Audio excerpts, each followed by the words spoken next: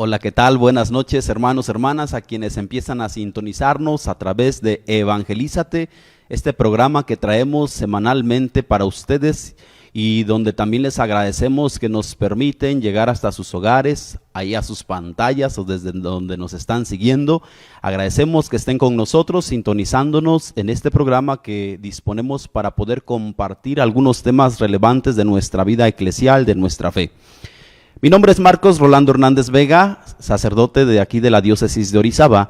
Presto mi servicio en la Iglesia Catedral de San Miguel Arcángel. Como en otras ocasiones, ahora queremos seguir abordando un tema que en programas anteriores ya se ha iniciado, pero lo hemos dejado todavía con mucho contenido por abordar. Por eso es que le invito ahora a nuestro invitado que se presente. Mi nombre es José Miguel Jonathan Gámez Rodríguez. Actualmente estoy como formador de la etapa del curso introductorio en el Seminario La Sagrada Familia Mariano Escobedo. Soy diácono. Anteriormente hemos iniciado o hemos abordado ya el tema del Concilio Vaticano II como un punto de referencia, sobre todo pensando en los 60 años después del Concilio Vaticano II y todo lo que de él hemos obtenido. Hemos hecho un recorrido histórico de la Iglesia que de manera muy breve hemos tocado algunos temas, algunos concilios, algunas reuniones de la Iglesia que precisamente son para ir poniendo orden al caminar de la Iglesia, para ir descubriendo nuevos caminos y sobre todo para ir encontrando muchos frutos. Por eso es que ya desde ocasiones en 2 temas anteriores se ha retomado este tema y que ahora el diácono Miguel también está aquí con nosotros para compartir, ahora sí, el Concilio Vaticano II. Brevemente, padre diácono, como les decimos de cariño, compártenos acontecimientos centrales que nos llevan ahora sí a abordar el Concilio Vaticano II. Y efectivamente, brevemente, porque es demasiado lo que tenemos en el Concilio Vaticano II y poco el tiempo que disponemos para dar una explicación profunda. Y el Concilio Vaticano II podríamos decir que nos regala bastantes cosas que anteriormente no se tenían. La riqueza del laicado, la riqueza de una dimensión de la jerarquía, pero ya no en clave piramidal, sino ahora una jerarquía de servicio. También algo que nos regala el Vaticano II es la posibilidad del diálogo con el mundo, una cosa que también era necesaria ya en ese momento y más necesaria es aún hoy en día. Por supuesto, y después de tantos acontecimientos importantes en la historia de la Iglesia, van preparando y sobre todo van motivando a la Iglesia a reunirse, motivando a la Iglesia a descubrir por dónde responder a las necesidades que vamos teniendo. Importante también la oportunidad, y ya lo mencionábamos, concilio ecuménico. Miguel, ¿qué es lo que nos lleva o qué es lo que significa que este concilio haya sido ecuménico, a diferencia de los demás concilios o de otros concilios? Bueno, el mismo hecho de utilizar la palabra ecuménico, que habla de la ecúmene en anteriores ocasiones, cuando empezaron los concilios ecuménicos, se hablaba de la región griega o romana que se reunía para estos concilios, pero ahora lo ecuménico adquiere un matiz distinto, porque hay diferentes iglesias, no necesariamente católicas, pero que todas ellas parten del encuentro con Cristo. Entonces el ecumenismo también es esta perspectiva de la Iglesia que ya no se cierra en sí misma, sino también escucha y contempla las experiencias de comunidades religiosas que nacieron en la Reforma protestante de Lutero y también en el cisma de Occidente. Tenemos algunos acontecimientos importantes que ya mencionábamos también conforme la historia nos va llevando.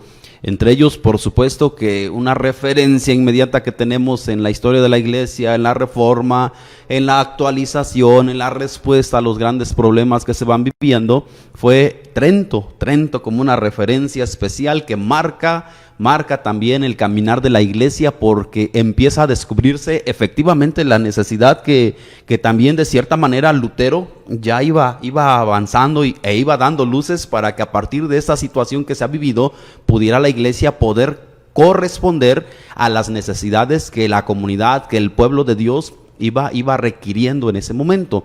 Por eso es que Trento es importante, porque a partir de allí tenemos muchas referencias que se seguirán pues sobre todo buscando salida, buscando caminos, buscando rutas que nos den mayor claridad a lo que Trento propuso, porque quedan muchas cosas ya, por supuesto que hacia el final de Trento quedan muchos dogmas, quedan muchas, la iglesia queda con mucha riqueza, con muchos frutos que con el tiempo estos frutos irán, digámoslo así, que aprovechándose al máximo, pero nos va encaminando hacia un siguiente concilio allá como por el siglo 18 más. 17, 18, un siguiente concilio. Si hablamos de un concilio Vaticano II en el siglo XX, seguramente que entonces hubo un concilio Vaticano I en donde también se abordaron diversos temas. Este concilio se ve interrumpido, ¿verdad? Históricamente hay algunas situaciones sociales que interrumpen la realización o que se continúe este concilio. Pero ya conforme pasa el tiempo y la iglesia y la historia sigue avanzando, ahora ven conveniente y necesario que se responda o que se siga dando respuesta a las necesidades de una iglesia que ahora se encuentra en el siglo XX con una situación social bien delicada, pero también una situación social de mucha riqueza que va iluminando a la iglesia, que va marcando este caminar de la iglesia y sobre todo, digámoslo así, que va empujando a la iglesia para que vaya haciendo su análisis de la realidad, para que vaya mirando cómo se encuentra y entonces para que pueda profundizar y a raíz de ello sacar muchos frutos. Un poco ahí en el programa anterior que abordábamos también este tema como una situación antecedente al Concilio Vaticano II, abordábamos diversos teólogos, ¿verdad, Miguel? No sé si recuerdes tú algunos de los que se abordaron y un poquito la necesidad y la luz que dieron para esta reunión.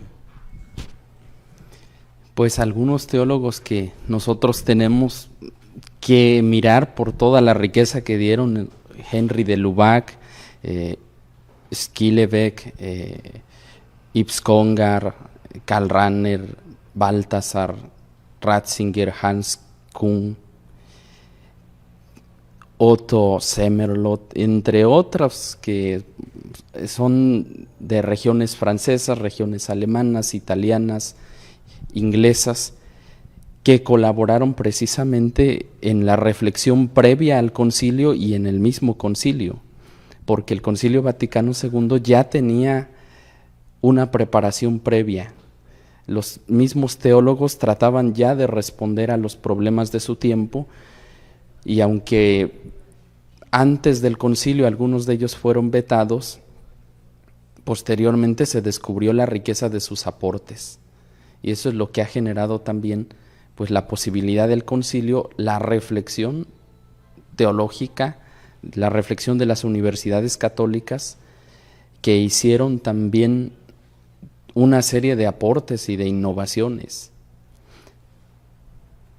Es así que entonces descubrimos y llegamos al punto de referencia para este programa, los frutos que del Concilio Vaticano II vamos alcanzando y que actualmente la iglesia sigue sobre todo aprovechando todo lo que de ello se ha concluido, de lo que de ella se ha sacado.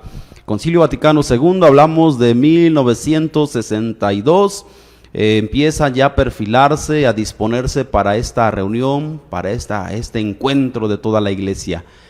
En un momento regresamos para ir abordando poco a poco los frutos del Concilio Vaticano II, no sin antes mencionarles e invitarles a que nos hagan llegar sus comentarios, a que nos hagan llegar también sus preguntas sobre el Concilio Vaticano II, que nos hagan llegar también, por supuesto, que sus saludos aquí al diácono Miguel que nos acompaña, que ya nos ha acompañado en otros programas, y agradecemos también a quienes a través de Buena Noticia siguen la transmisión. En un momento regresamos.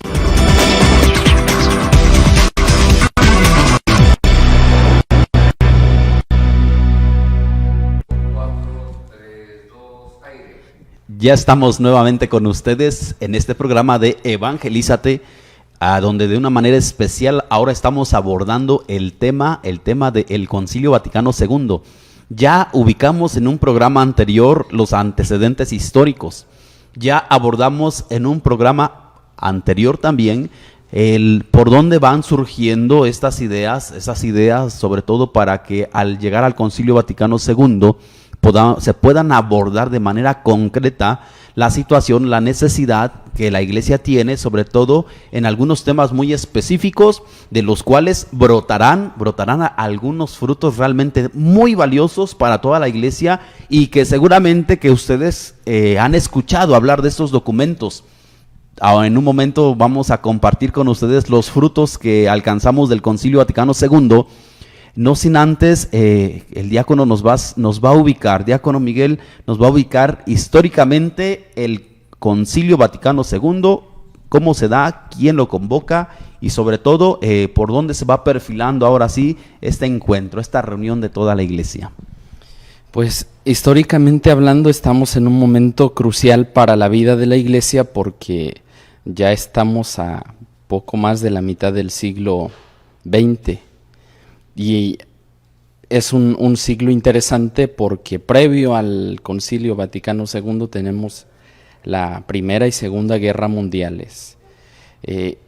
En este momento en el que el concilio se convoca, también hay una efervescencia de manifestaciones en la vida de la sociedad que ya van marcando un cambio de paradigmas para lo que actualmente nosotros vamos empezando a vivir. Ya estamos hablando de la posmodernidad. Y es justamente con el Papa San Juan XXIII con el que se inicia la convocación del concilio. Un concilio necesario en la vida de la Iglesia y un concilio que es curioso la cuestión porque al Papa bueno lo pusieron porque era un papa de transición y resulta que el papa de transición hace toda una revolución en la Iglesia. Empezamos a escuchar de una palabra que actualmente se ha retomado, ¿verdad? El ayornamiento. Ayornamiento. ¿Qué es? La puesta al día, el estar a la situación presente de la Iglesia. De modo que vamos ubicándonos entonces ya en el Concilio Vaticano II. Y ahora sí, vamos a adentrarnos ahorita en pantalla. Ustedes pueden ver aquí está este libro junto a mí. Un libro, un tratado, podríamos decir, de tantos temas que realmente la Iglesia ha abordado y en el cual se encuentran los frutos de este Concilio Vaticano II, que después de todo un análisis con gente especializada, después de un análisis, sobre todo de una reflexión a raíz de la situación que la Iglesia va viviendo, es que podemos ahora nosotros ir cosechando los frutos que alguien más en su momento, por supuesto, que se rompió la cabeza en estas propuestas que iban a realizar a modo de ir abordando las necesidades de la Iglesia. Hablamos así, ahora sí ya, del documento del Concilio Vaticano II, que tiene muchos frutos. Yo quisiera que pongamos atención a los nombres de sobre todo de estos primeros libros o estos primeros documentos o los primeros frutos que ahorita el diácono Miguel nos compartirá cómo se llaman y qué es lo que abordan. Estos primeros 4 que son los pilares también de la reflexión y que por supuesto no terminamos por sacarles todavía todo el jugo. Ciertamente hablamos de 4 documentos que son 4 constituciones, de ellas 2 son de carácter dogmático y una es de contenido litúrgico y la otra podríamos colocarla como una constitución pastoral. Es de la Dei Verbum, sobre la revelación, la Lumen Gentium, sobre la Iglesia, la Sacrosanctum Concilium, sobre la liturgia de la Iglesia, y la Gaudium et Spes, que trata de la Iglesia y el mundo, la Iglesia y la relación con el mundo actual. Es así entonces que encontramos estas 4 constituciones que seguramente tú en tus catequesis, en tus lecturas, en las referencias que nos vamos encontrando en los documentos de la Iglesia, podemos seguramente que recordar que muchas de las citas están tomadas del Concilio Vaticano II, y dependiendo del tema que se aborde es que se profundiza de una manera más plena en alguna de estas constituciones. ¿Por qué?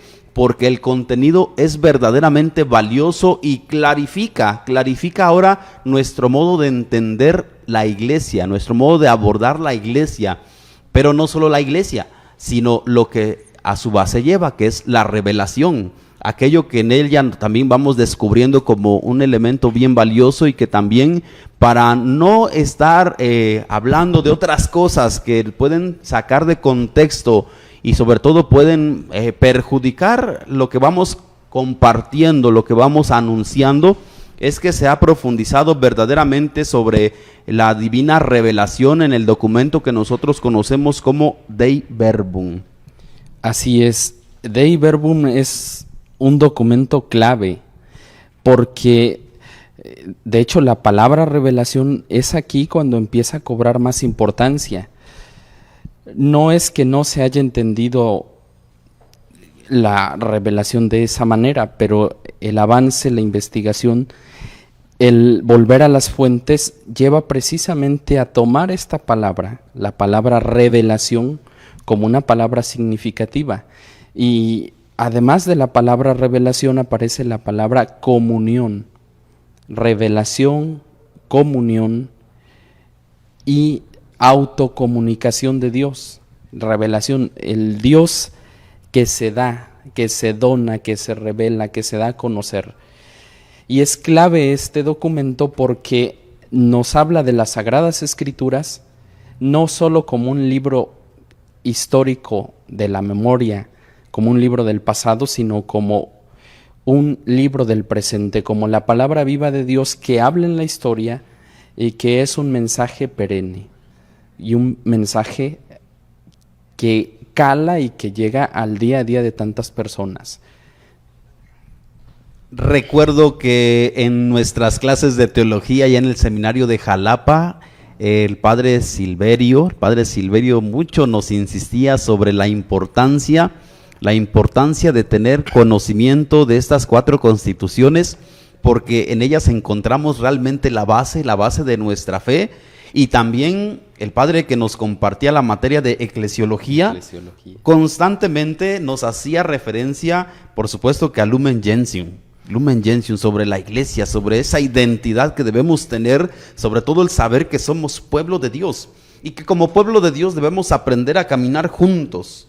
Y un poquito, ¿verdad?, la riqueza de esta constitución que nos aclara, que nos ubica, pero sobre todo que viene a poner también orden a ese ir comprendiendo lo que significa la Iglesia. Porque siento que muchas generaciones no hemos alcanzado a comprender lo valioso que es experimentarnos parte de la Iglesia, experimentarnos y sentirnos Iglesia.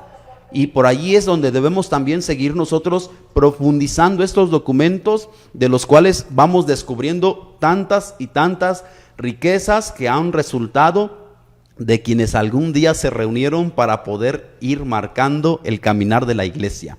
Antes de irnos al corte, quiero recordarles que la semana pasada nuestras hermanas de la Veracruz estuvieron con nosotros compartiéndonos y haciéndonos algunas invitaciones, y dejaron aquí con nosotros unos discos que han grabado con algunos cantos con los cuales también están promoviendo la causa de Madre Christine.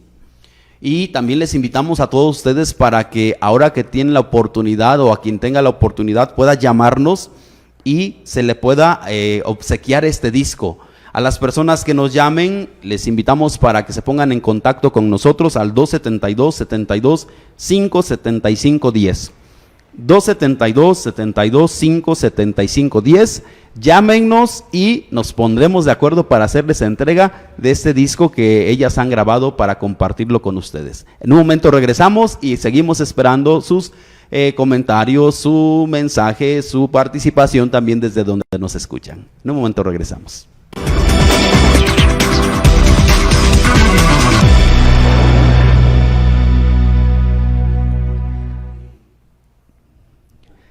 Ya estamos nuevamente con ustedes aquí en su programa Evangelízate y escuchamos los saludos. Fátima Aparicio, por favor. Gracias. María del Carmen Martínez Maceda. Saludos, Padre Marcos y Diácono Miguel. Dios bendiga sus ministerios. Familia González Saavedra de Coscomatepec. Muy buenas noches, Padre Marcos. Esperamos tener pronto Evangelízate en nuestra ciudad. Familia Cruz Osorio. Gracias por darle continuidad a este tema. Es muy importante conocer los concilios. Saludos desde Maltrata. Familia Romero Sánchez. Buenas noches. Saludos desde Tehuacán. ¿Qué opinan del Novus Sordo? Gracias. Miguel Aparicio. Saludos, Padre Marcos Rolando. Buen tema. Familia Gutiérrez Pérez del Fraccionamiento Jardín 2. ¿Se puede dar en la actualidad otro concilio? Gracias. María Torres. Dios bendiga al Diácono Miguel y le dé fortaleza y salud para continuar a su servicio. Familia Hernández Díaz de Mariano Escobedo. Muy buenas noches. Saludos al Diácono Miguel. Juan Rosas. Bendiciones, Padre Marcos Rolando y Diácono Miguel. Desde Maltrata, la familia Rosas Beltrán. Saludos de la familia Bautista de la Perla, especialmente al Padre Rolando. Gusto de verlo. Saludamos a Leticita Rosas, Milka C., César Hernández, Linda Sánchez, Francisco S.C. y Montserrat Maceda. Agradecemos a quienes están haciéndonos llegar sus saludos, sus comentarios, también sus preguntas, ¿verdad? Porque ciertamente si hubo un Concilio Vaticano I, un Concilio Vaticano II, habrá un Concilio Vaticano III. Eso se ha abordado, se ha cuestionado y se ha dicho, a su momento seguramente la Iglesia mirará la necesidad de un nuevo concilio, pero por ahora seguimos profundizando en este concilio que realmente a quienes lo van conociendo, a mí me entusiasma un poco de repente cuando toca adentrarnos a estas constituciones. ¿Por qué? Porque la iglesia no ha terminado por exprimir estas constituciones, estos documentos, toda esta riqueza que ha brotado del Concilio Vaticano II. Un poquito el Diácono Miguel nos va a compartir también lo que ha profundizado Lumen Gentium sobre la constitución de la iglesia. Entonces vamos a compartir. Ciertamente, respecto a que si puede haber un Concilio Vaticano III o si la sede ya no es Roma y es otro lugar y sería el Concilio de Boston o el Concilio de algún otro lugar, pudiera suceder, pero por lo pronto bastante tenemos con el Concilio Vaticano II que aún en algunos lugares o en muchos lugares no se conoce lo suficiente. Y hablar de un tercero cuando no se ha profundizado ni puesto en práctica un segundo es demasiado precipitado. Ahora, volviendo a Lumen Gentium, es curioso que la Iglesia en su historia ha tratado el tema de la cristología, el tema de la Trinidad, el tema de los sacramentos, el tema de María, pero el tema de la Iglesia en la reflexión teológica, si bien estaba presente, no de una manera tan clara. Entonces la gran pregunta es, ¿qué es la Iglesia? ¿Quién es la Iglesia? ¿Cuál es su misión? ¿Cuál es su razón de ser? ¿A partir de qué evento, de qué circunstancia o de quién nace la Iglesia? Evidentemente la Iglesia tiene su principio o su punto fundacional en la persona de Cristo. Pero volver a la Iglesia, entender la Iglesia es una tarea importante, porque la Iglesia más allá de las paredes arquitectónicas de un templo, es las piedras vivas que forma cada bautizado. Y entonces aquí entra la jerarquía de la iglesia, pero también entra el laicado. Hay un texto interesante de un teólogo dominico francés, Yves Congar, escribe un libro que se llama Jalones para una teología del laicado.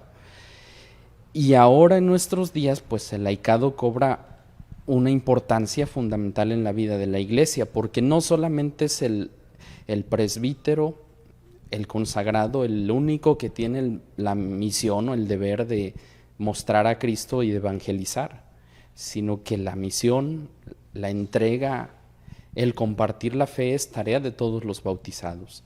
Así es como el laico también tiene protagonismo en la vida de la iglesia. Ya no es un personaje de clase baja, por decirlo así, sino un hijo de Dios, un miembro de la iglesia que activamente participa. Entonces deja de ser un mero espectador y se convierte en parte vital del organismo que es la iglesia. Y hablar de la iglesia también es hablar de la belleza en medio del drama del mal, porque también al hablar de la iglesia hablamos del misterio de la iniquidad. Ciertamente la iglesia tiene la belleza que brota de su fundador, que es Cristo, pero también tiene un componente humano, el componente humano de la fragilidad, de las deficiencias, de los errores, y es santa por aquel que la ha fundado, pero necesitada de purificación también por nuestra humanidad caída. Así vemos que la iglesia es punto central de la reflexión del Concilio Vaticano II, y algunos temían que se volviera un eclesiocentrismo, es decir, dejar a Dios a un lado, dejar a Cristo a un lado y poner en el centro la iglesia. Pero entender la eclesiología de manera correcta significa comprender plenamente la cristología y la Trinidad. La iglesia nace de la Trinidad. La iglesia es obra de Dios.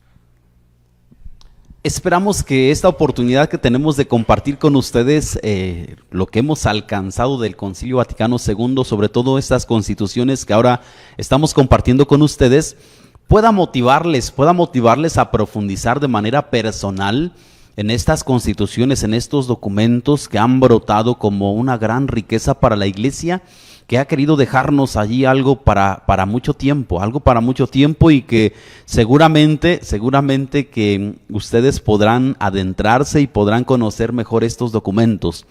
La iluminación, el descubrir, el profundizar en lo que el Concilio Vaticano II ha alcanzado para todos nosotros. Otro de los documentos también esenciales, por supuesto, como lo son las 4, pero ahora mencionamos Sacrosanctum Concilium, sobre la liturgia, sobre cómo la iglesia ahora va manifestándose para con la comunidad, para con el pueblo, cómo en ella realmente se va proponiendo. Permítanme leerles el primer punto de Sacrosanctum Concilium, donde descubrimos en el proemio que dice: el Sacrosanto Concilio se propone acrecentar cada vez más la vida cristiana entre los fieles, adaptar mejor a las necesidades de nuestro tiempo las instituciones que están sujetas a cambio, promover cuanto pueda contribuir a la unión de todos los que creen en Cristo y fortalecer todo lo que sirve para invitar a todos al seno de la iglesia. Por eso cree que le corresponde de modo particular procurar la reforma y el fomento de la liturgia. Y es de aquí donde tiene que brotar también para nosotros la importancia de aprender a vivir la liturgia, porque la liturgia es para vivirla, es para participar, es para sentirnos parte de. Y así cada vez que tenemos la oportunidad de experimentar sobre todo la Eucaristía como el centro, como el culmen de nuestra vida de fe, es la misma oportunidad que tenemos para ser conscientes de esa disposición que tenemos de como iglesia, como comunidad, poder manifestar nuestra cercanía para con el Señor. ¿Verdad, Miguel? Ciertamente, al hablar de la liturgia, la Sacrosanctum Concilium es documento clave y de obligación leerlo. ¿Por qué? Porque hay una riqueza de tradición, de signos, de ritos, que muchas veces queda en el olvido, se queda empolvado el texto, pero realmente vivir la Eucaristía, comprender los signos, experimentar a Dios en el culto, es algo que no debería ser una cuestión tediosa, bromosa y bastante difícil, sino un encuentro con Dios que se da a través de los signos visibles. De allí que la importancia de la liturgia también es hacerla asequible, hacerla accesible a todas las personas. Seguramente, perdón que te interrumpa, pero seguramente que muchos o algunos de los que nos están sintonizando recordarán el modo previo al Concilio Vaticano II de vivir la liturgia, Muchos de nuestros abuelos todavía nos comparten cuando yo era joven o cuando yo era pequeño.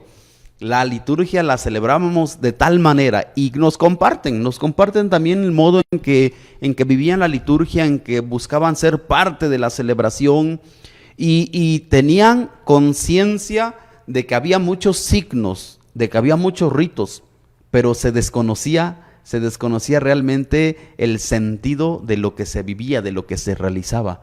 Por eso es que marca el Concilio Vaticano II también entre un antes y un después. ¿Por qué? Porque vamos ahora teniendo esta oportunidad de tener esa cercanía con la vida de la iglesia, porque si un documento nos está hablando sobre la iglesia, sobre la importancia que es sentirnos iglesia, entonces debemos entender qué es la iglesia y toda la riqueza que ella tiene. Por eso profundizamos ahora en un documento, en una constitución que nos habla sobre la liturgia y cómo el modo de vivir nuestro encuentro con el Señor nos permitirá ahora también participar de un modo más consciente, ¿verdad?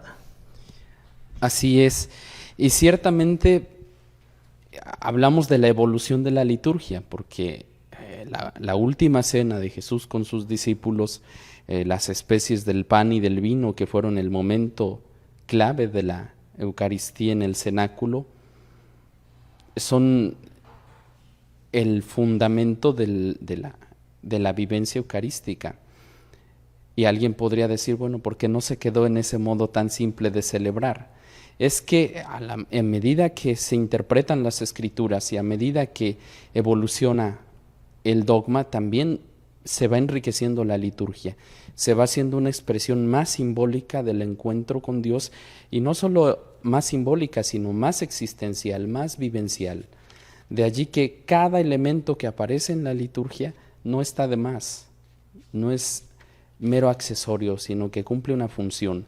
Y hablaríamos de una hermenéutica de la liturgia, cómo entender los signos que fueron fundamentales para esta primera etapa de la historia de la liturgia en la iglesia, pero que de repente para generaciones posteriores podrían ya no tener tanto significado. Cuando hablamos de latín como la lengua oficial de la iglesia, es porque el latín crea esa comunidad, permite a todos estar en sintonía. Pero el problema de la misa en latín era que solamente quien sabía latín podía acceder a la Eucaristía en el sentido profundo. Una ventaja del Concilio Vaticano II es que ya cada pueblo puede escuchar la palabra de Dios y la vida litúrgica en su propia lengua. Por supuesto, entonces vamos descubriendo la riqueza que nos encontramos ahora en esta constitución sobre la liturgia.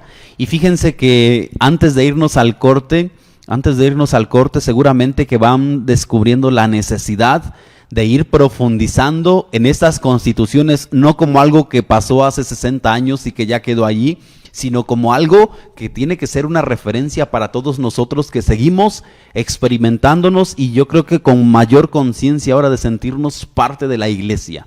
Por eso les invitamos a seguir profundizando, y más adelante tendremos también la oportunidad de que con algún especialista podamos ir adentrándonos a cada una de estas constituciones, sobre todo para encontrar y para seguir descubriendo lo central que son estas constituciones para nuestra vida de fe. En un momento regresamos con ustedes, les seguimos invitando a que nos hagan llegar sus comentarios, sus saludos. Como les decía hace un momento, tenemos aquí el disco que las hermanas de la Veracruz han dejado para ustedes, para quien se comunique con nosotros. En un momento regresamos, solamente nos queda el último, entonces el último en llamar se los entregaremos.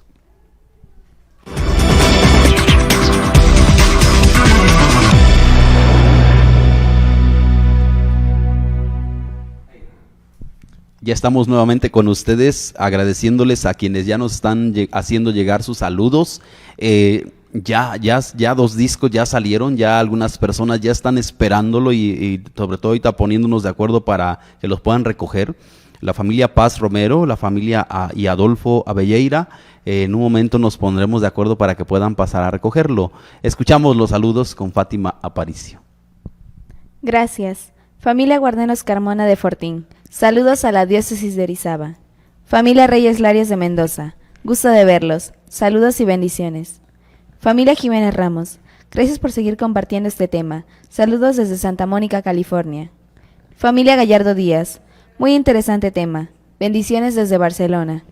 Familia Hernández de Houston. Muy buen tema. Saludos y bendiciones a ambos. Familia Salera Belleira de Córdoba, Argentina. Buenas noches, Padre Marcos. Gusto de verlo. Familia Ugalde López.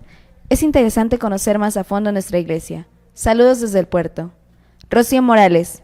¿Es posible que las misas en latín vuelvan en nuestros tiempos? Gracias. Ana Romero. Saludos, Padre Marcos. Cecilia Castañeda. Saludos, Diácono Miguel, desde Mariano Escobedo. Seguramente que estas preguntas a todos nos interesa saberlas. Vamos a compartir, o le invitamos a Miguel que pueda compartir con nosotros esta respuesta, ¿verdad? ¿Es posible escuchar nuevamente las misas en latín? El que se haya pasado a una adaptación a las lenguas vernáculas no significa que el latín desaparezca de la vida de la iglesia, porque los documentos importantes de la iglesia están escritos y se escriben en latín.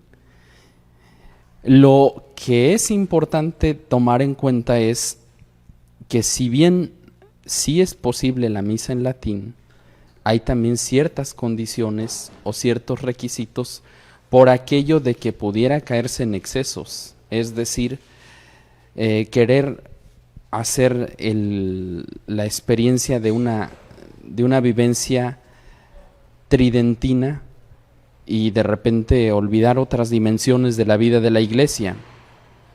Algunos de estos excesos ya se han ido corrigiendo. El Papa ha hablado precisamente en un documento sobre el tema, pero la misa en latín aún permanece, solamente que con permisos de los ordinarios de los lugares, es decir, cada obispo está autorizado para dar permiso a alguno de sus sacerdotes para hacer la misa en latín, pero solo con permiso del obispo.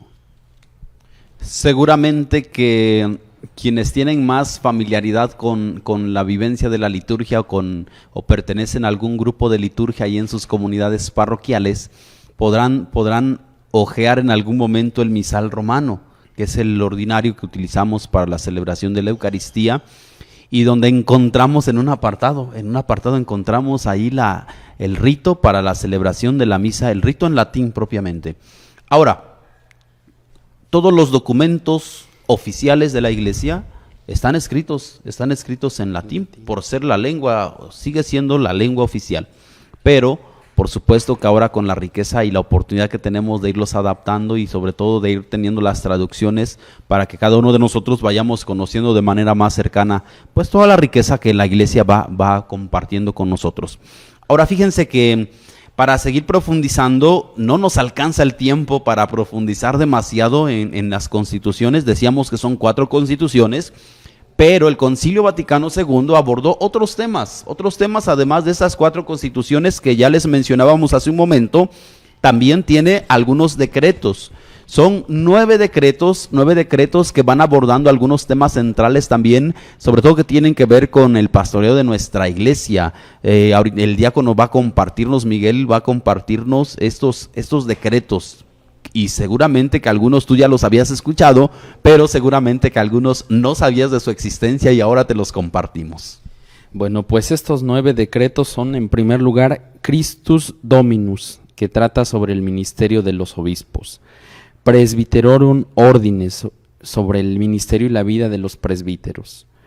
Optatantius, sobre la formación sacerdotal. De hecho, es un documento imprescindible para un formador. Perfecta Caritatis, sobre la adecuada renovación de la vida religiosa. Apostolicam Autocitatem, sobre el apostolado de los laicos. Orientatium Ecclesiorum, sobre las iglesias orientales católicas. Ad Gentes, sobre la misión de la iglesia. Unitatis Redintegratio, sobre el ecumenismo, es decir, el diálogo con las diferentes religiones. Inter Mirifica, sobre los medios de comunicación, un texto a propósito de estos programas. A propósito de la oportunidad que tenemos para ustedes, y seguramente que tal vez ya has escuchado mencionar alguno de estos decretos que se han compartido y que también ahora pues es base para nosotros quienes estamos dentro de la iglesia, quienes somos bautizados, porque todo bautizado tiene el compromiso de ir adentrándose, profundizando para conocer cada vez más nuestra fe. Aparte de estos 9 decretos, tenemos algunas declaraciones que también vamos encontrándonos en el Concilio Vaticano II. Y que ciertamente son 3. Dignitatis Humani, sobre la libertad religiosa. Gravissimus Educationis, sobre la educación católica. Nostra Aetate, sobre las relaciones con las religiones no cristianas. Y vamos descubriendo entonces lo valioso del Concilio Vaticano II. Seguramente que tú has escuchado mencionar en alguna ocasión, en algún grupo, en alguna comunidad a la cual tú perteneces, alguno de estos documentos, y esta es la oportunidad que tenemos también para invitarte a profundizar en el contenido de este concilio que hace 60 años se realizó, y que toda la iglesia, por supuesto, que fue marcando la nueva ruta para ir sobre todo para continuar llevando el mensaje del evangelio, que al final de cuentas es tener esa oportunidad, llevar a los demás, llevar a todos el mensaje del evangelio, sobre todo teniendo claridad en lo que vamos compartiendo, teniendo una base y sobre todo a partir de ella seguir profundizando y comprendiendo nuestra vida de fe. No sé si quieras compartirnos algo antes de ir concluyendo, porque ya se nos está terminando este último momento. Pues sí, posiblemente esta pregunta esté presente y tenga que ver con la pregunta que ya nos habían hecho. ¿Tiene vigencia el Concilio Vaticano II? Sí tiene vigencia. De hecho, tan es así que todos los documentos que tenemos ahora, las exhortaciones, las cartas, el magisterio del Papa Francisco se nutre del Concilio Vaticano II. Lo mismo el Papa Benedicto, su pontificado, y ni hablar del pontificado de Juan Pablo II. Grandes personajes que han puesto el concilio en práctica. Podríamos preguntarnos, conforme lo que alguien ya hace un momento hacía preguntar en los comentarios, ¿será posible un siguiente concilio? ¿Será que tengamos la oportunidad de experimentar, de presenciar o de testimoniar un siguiente concilio? ¿Qué piensas, Miguel? El padre Fortea, hablando de esto, tiene una novela que se llama Ecclesia Futura y trata de un imaginario concilio Vaticano III allá por el 2060. Finalmente es un texto ficticio, pero tal vez pudiera ser porque hay un acelerado proceso de nuestro mundo que genera más preguntas a las que se necesita dar también respuesta.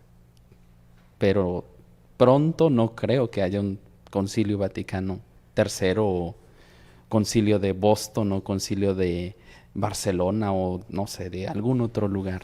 Y seguramente que a quienes tienen esta duda también podremos hacernos la pregunta, ¿será que ya hemos sacado provecho de todo este contenido que ha brotado a raíz del Concilio Vaticano II?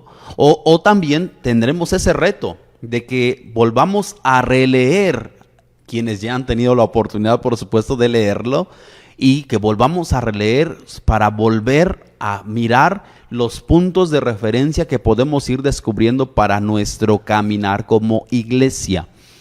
Hay mucha riqueza aún que podemos encontrarnos en el Concilio Vaticano II y que a raíz de ello han brotado también otras necesidades de la iglesia para ir abordando los diversos ambientes en los que la iglesia también se desenvuelve.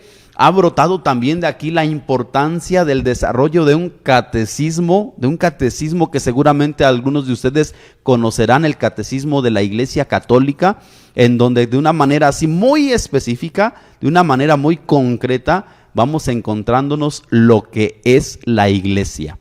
Por eso queda la tarea para todos nosotros de seguir profundizando en el Concilio Vaticano II. Y por supuesto que tal vez más adelante tengamos la oportunidad de compartir con ustedes algún tema de manera muy específica sobre esto que ahora hemos abordado. Por eso agradecemos a quienes estuvieron sintonizándonos en este espacio TVO y Evangeliza TV, también a quienes a través de Buena Noticia han estado siguiéndonos. Nuestro agradecimiento de manera especial, por supuesto, que al equipo de producción, al productor Hugo Roa, gracias por esa oportunidad que nos dan, al director del canal, al licenciado Carlos Vidal y a todo el equipo que colabora aquí con nosotros, Fátima, Diácono Miguel, muchas gracias por haber compartido con nosotros en esta ocasión este programa. Gracias a ustedes que también nos dan la oportunidad de llegar hasta sus hogares. En una próxima edición de Evangelízate nos volvemos a sintonizar. Dios les bendiga.